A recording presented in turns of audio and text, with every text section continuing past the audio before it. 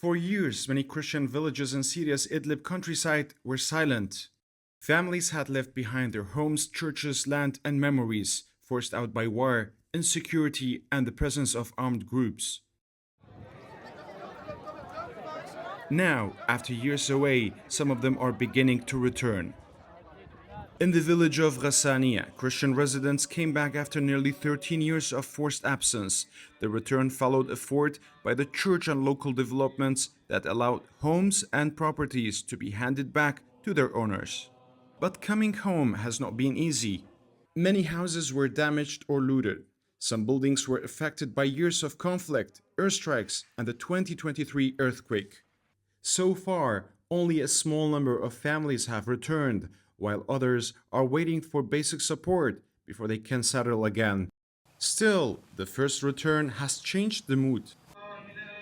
In Halluz and Qast al-Burj, residents also celebrated their return after 14 years away.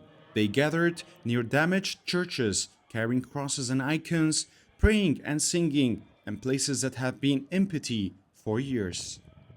The joy was clear, but so was the pain. Churches still need restoration, homes need repairs, families need security, services, and help to rebuild daily life. For local church leaders, the return is not only about buildings, it's about bringing life back to communities that have deep Christian roots in this land. And for the families themselves, the return carries a simple message: displacement did not erase their belonging. These villages may still carry the scar of war, but the presence of families, prayers, and church bells again gives them a different sound, the sound of people trying to begin again.